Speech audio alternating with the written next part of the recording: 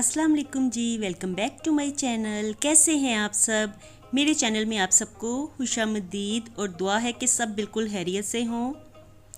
तो जी अभी मैं खा रही हूँ सहरी, और सहरी में खा रही हूँ वही बिरयानी। इतने मज़े की बनी थी ना। तो जिस दिन हमारे घर में बिरयानी बन जाती है ना, उस दिन हमारी तो ईद ही हो जाती है, क्योंकि इतनी अच्छी लगती है सबको ही। बच्चों को भी अच्छी लगती है, मुझे खुद इतनी ज़्यादा पसंद है ना बिरयानी। तो बनी भी काफ़ी ज़्यादा मज़े की थी। तो फिर मैंने यही सोचा कि हम लोग ना आज सहरी में यही खा लेते हैं, पराठे वगैरह आज नहीं बनाते, ये बनी हुई थी। तो फिर इसी के साथ हम लोग अपनी सहरी कर रहे थे।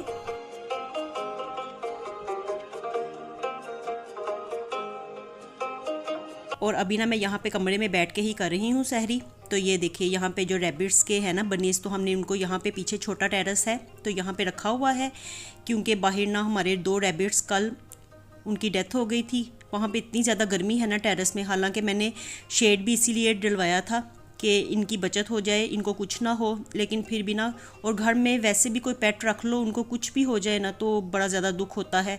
तो कल का सारा दिन ना इतना ज़्यादा हम लोग अफसरदा रहे। और एक ना मेरे पास जो ब्लैक आइज़ वाला था ना, आपने मेरी वीडियोज़ में देखा होगा, तो उनमें से भी एक कर मर गया। तो बड़ा ज़्यादा दुख हुआ, बच्चों को भी मुझे भी। कल तो कुछ भी खाने को हमारा जी नहीं चाह रहा था। तो फिर इसलिए ना मैं यहाँ पे ये सारे बनीज़ ना छोटे छोटे हैं, तो इनको ना यहाँ पे छोटे टेरेस में ही लेके आ गई हूँ।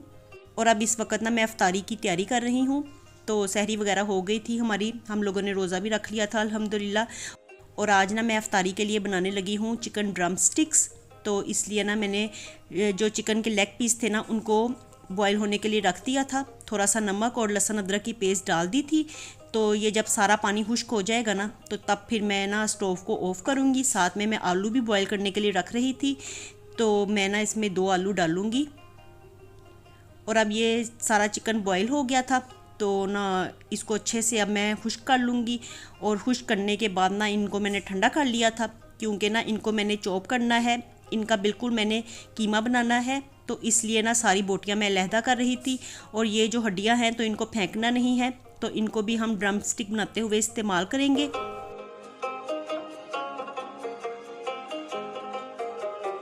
तो अब जो हमने चिकन अलहदा किया है ना, तो उसका मैं अच्छे से कीमा बना लूँगी। और आप लोग ना, काफ़ी लोग मुझे यही कमेंट कर रहे हैं कि ये आपने कहाँ से लिया है मीट ग्राइंडर।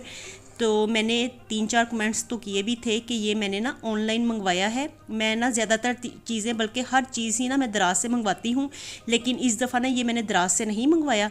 तो मुझे ना FB पे इसका ऐड नज़र आया था, तो वहाँ से फिर मैंने ऑर्डर किया।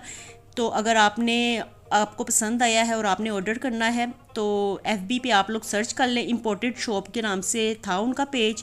तो वहाँ से ही ये मैंने मंगवाया है 4100 में। और अब सारा मीट हो गया था ग्राइंड, तो मैंने इसमें बॉईल किए हुए ठंडे आलू डाले हैं। साथ में थोड़ी सी मोज़रेला चीज़ डाली है, हरी मिर्चें डाली हैं 3 से 4 अदद। 3 हरी मिर्चें ही डाली थी मैंने, ज़्यादा तीखा मेरे बच्चों को नहीं पसंद। और अब मैं इसमें मसाला जार डालूँगी। तो नमक डाला है, थोड़ी सी पिसी हुई लाल मिर्च और थोड़ी सी कुटी हुई लाल मिर्च को डालूँगी। साथ में ज़ीरा पाउडर डाला है, और गरम मसाला पाउडर और थोड़ा सा खुश्क धनिया पाउडर मैं इसमें डालूँगी। तो यही सब मसाले मैंने इसमें डाले थे।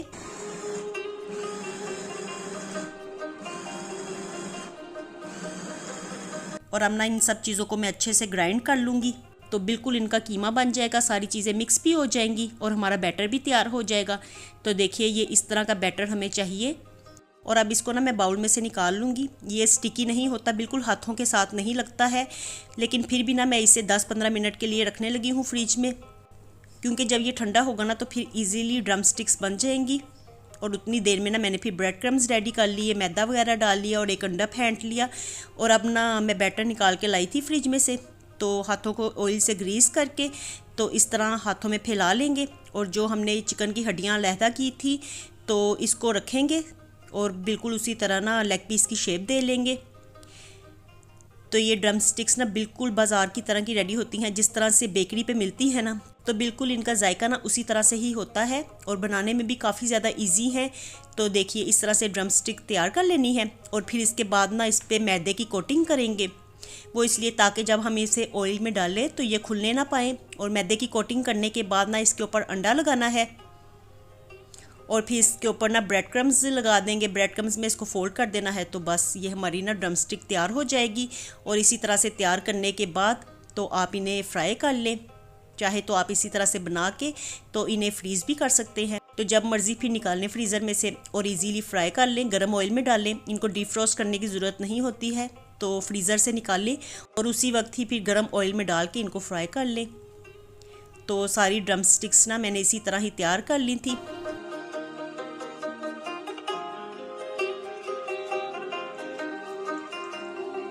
और आजकल ना ये सारी रेसिपीज़ ना मेरी ईद स्पेशल रेसिपीज़ हैं, तो मैं ईद के लिए ही रेसिपीज़ शेयर कर रही हूँ ताकि आप लोगों को भी कुछ आइडिया हो सके। इन रेसिपीज़ में से भी अगर आप लोग कुछ ट्राई करना चाहें तो आपके लिए इजी हो, थोड़ा सा आइडिया आपको मिल जाए, क्योंकि ना वीडियोस थोड़ी सी इंफॉर्मेटिव भी होनी चाहिए ताकि उससे कोई फ़ायदा भी हो।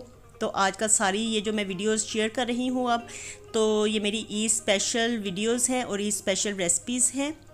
तो कुछ ड्रम स्टिक्स तो मैंने डाल दिए थे ऑयल में और बाकी ना मैं एयर फ्रायर में तैयार करूँगी, तो दोनों रिज़ल्ट्स पता चल जाएंगे आपको कि ऑयल में कैसी बनती हैं और एयर फ्रायर में कैसी बनती हैं। और वैसे भी ना मैंने खुद अपने लिए ना एयर फ्रायर में लगाई थी, बाकी ना मैंने अरीबा के लिए भी लगा दी थी। हालांकि वो मुझे कह रही थी कि मैंने कोई नहीं इस तरह खानी, उसको सबसे ज़्यादा ना एयर फ्रायर बुरा लगता है, उसको इसमें बनी हुई चीज़ें अच्छी ही नहीं लगती। लेकिन मैंने उसे कहा कि आज आप एक खा के देखना, आपको अच्छी लगेगी। तो बस मैंने अब लगा तो दी थी, वैसे मुझे खुद भी नहीं पता कि किस तरह का रिज़ल्ट आएगा, तो बस ट्राई ही मैं करने लगी थी। और मैंने ना तीनों बच्चों के लिए ना इसी में ही डाल दी थी। मैंने कहा उनको ऑयल वाली अच्छी लगती है तो ये एक एक खा लेंगे और बाकी ना उसमें से खा लेंगे। मैं अपने लिए तो एयर फ्रायर वाली ही ट्राई करूँगी। और झटपट ये तो हो गई थी फ्राई। जब एक तरफ से अच्छी तरह से गोल्डन हो गई, फिर मैंने इनकी साइड को चेंज किया, दूसरी तरफ से अच्छी तरह से गोल्डन कर लेने के बाद तो देखिए ड्रम स्टिक्स हमारी रेडी हैं। और आजकल ना जो चीज़ें मैं बना रही हूँ ना, जो रेसिपीज़ मैं आपके साथ शेयर कर रही हूँ, तो वही हम लोग ना अफ्तारी में खाते हैं। अफ्तारी के लिए कोई अलहदा से स्नैक्स मैं नहीं बना रही और ना ही जो फ्रीज़ किए हुए थे तो अब वो भी खाने को जी नहीं चाह रहा। तो बस हल्की फुल्की अफ्तारी करते हैं, जो कुछ बनाते हैं तो उसी के साथ ही अफ्तारी कर लेते हैं।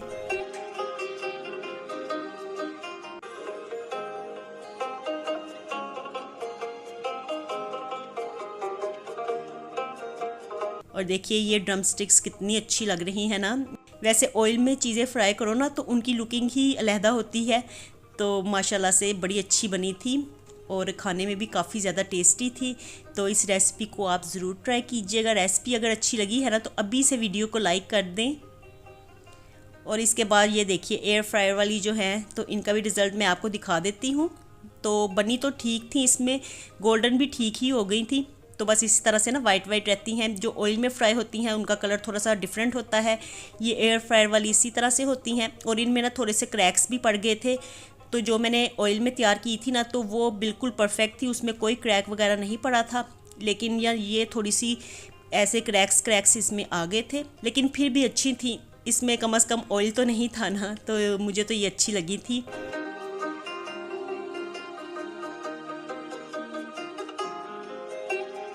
और इसके बाद ना अफ्तारी करने के बाद ना फिर मैं और हनान दोनों चले गए थे मार्केट। तो मैं हनान को कह रही थी कि मुझे ना 2-3 चीज़ें चाहिए थी। तो पहले तो मैंने उसे कहा कि आप ले आओ, फिर मैंने कहा कि नहीं, अफ्तारी के बाद ना काफ़ी ज़्यादा अंधेरा हो जाता है, तो फिर मैंने उसे अकेला भेजा नहीं। हम दोनों फिर जाके ना मार्केट से ये चीज़ें लेके आए हैं।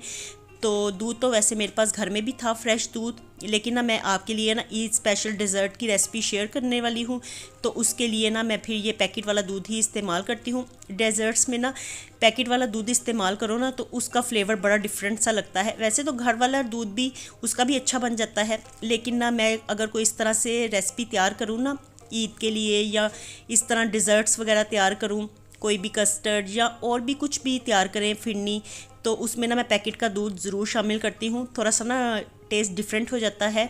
तो वो लेने के लिए हम लोग गए थे। साथ में मुझे सवैयाँ चाहिए थी, बादाम चाहिए थे और ना टेट्रा पैक क्रीम चाहिए थी। तो बस यही कुछ ही लेने के लिए हम लोग गए थे। बाकी एग्स वगैरह भी लिए थे, तो वो मैंने ला के ना फिर फ्रिज में रख दिए हैं। मैंने कहा कि बाद में ना इसको वॉश कर लेंगे, अभी फ़िलहाल तो मैंने उसे फ्रिज में रखा है। और अब ना मैं जल्दी से आपके साथ शीर खुरमा की रेसिपी को शेयर करने लगी हूँ। तो जैसा कि आप लोगों को पता है, अल्हम्दुलिल्लाह से ईद आने वाली है। ईद उल फितर पे आप लोग लाजमी ये रेसिपी ट्राई कीजिएगा। ये इतनी इजी और इतनी क्विक रेसिपी है ना कि जितनी जल्दी ये बनती है ना उतनी ही ज़्यादा टेस्टी भी लगती है। तो चाहे तो इसे गरम गरम बना के खाइए, लेकिन जैसा कि आजकल का मौसम है, गर्म मौसम चल रहा है, तो इसे बनाइए, फ्रिज में रखिए, ठंडा करके खाइए, बड़ा ज़्यादा ये मज़े का लगता है। तो इसके लिए मैंने एक पैकेट दूध का लिया है, ये 1 लीटर का पैकेट था। तो इसको मैं बॉयल कर लूँगी और इसको ना हल्के आंच पे पकने के लिए मैंने रख दिया है बॉयल होने के बाद। और अब दूसरी तरफ ना मैंने सिर्फ 1 to 2 टेबल स्पून लिया है देसी घी, और इसमें ना मैं 1 कप सेवइयों को ना हल्का सा फ्राई कर लूँगी। बिल्कुल लो फ्लेम पे फ्राई करना है, ज़रा भी आपने ना फ्लेम को हाई नहीं करना, वरना सेवइयाँ ना एकदम से इतना ज़्यादा कलर पकड़ लेती हैं ना कि फिर जली जली सी लगती हैं। तो बिल्कुल लो फ्लेम पे इनको फ्राई करेंगे अच्छे से। और अब मैंने ना इसमें कुछ ड्राई फ्रूट्स ऐड किए हैं। तो ये मैंने बादाम काटे थे, और ये हैं जी छुहारे, तो 2 छुहारे मैंने काट लिए थे, और पिस्ता है, साथ में मैंने इलायची ली है। तो चाहे तो आप इलायची का पाउडर बना के ऐड कर लीजिए, मैंने तो इसी तरह से ही इलायची तोड़ के ऐड की है। और अब इन सब चीज़ों को भी ना मैं हल्का सा फ्राई कर लूँगी, बस हल्का सा ही फ्राई करना है। तो चलिए जी 1 से 2 मिनट मैंने इनको लो फ्लेम पे फ्राई किया, और अब ना मैं इनको पकते हुए दूध में डाल दूँगी।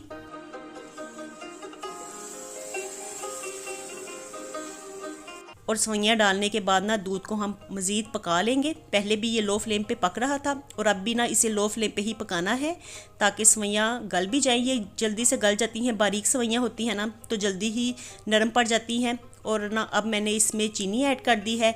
आप चीनी की जगह पे कंडेंस मिल्क भी ऐड कीजिए, उसके साथ भी बड़ा ज़बरदस्त फ्लेवर बनता है। तो मेरे पास नहीं था कंडेंस मिल्क, मुझे याद भी नहीं रहा जब मैं मार्केट गई थी, फिर मैंने ना चीनी ऐड कर दी है। और वैसे भी ना हम लोग चीनी ज़्यादा पसंद नहीं करते, तो मेरे बच्चे भी ज़्यादा चीनी नहीं पसंद करते, तो इसलिए ना मैंने इसमें 4 टेबल स्पून चीनी डाली थी। आप चाहें तो ज़्यादा भी डालिए, क्योंकि ना ये बिल्कुल इस वक्त ना हल्का मीठा था, तो हम लोगों को ना हल्का हल्का मीठा ही अच्छा लगता है, तो इसलिए मैंने 4 टेबल स्पून डाला था। और चीनी डालने के बाद ना मैंने इसमें कुछ दाने किशमिश के ऐड किए हैं। और अब इसे ज़्यादा नहीं पकाना, क्योंकि किशमिश को अगर ज़्यादा पका लिया जाए ना फिर वो बहुत ज़्यादा फूल जाती है।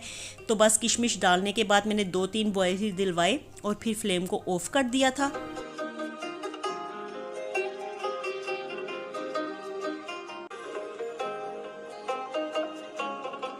और इसे ना ज़्यादा गाढ़ा नहीं करना, क्योंकि जैसे जैसे ये ठंडा होगा ना वैसे वैसे ये गाढ़ा होता जाएगा। और अगर आप पहले ही इसे थिक कर लेंगे, सख्त कर लेंगे, तो फिर ना ये बाद में ना बहुत ज़्यादा ना अच्छी नहीं लगेंगी, गाढ़ी हो जाएंगी ज़्यादा। तो आपने ना शीर खुरमा ऐसे पतला पतला रखना है, ताकि जब ये ठंडा हो फ्रिज में रखने के बाद तो फिर ना ये इसकी कंसिस्टेंसी बिल्कुल ठीक हो, बिल्कुल अच्छा लगे खाने में मीठा।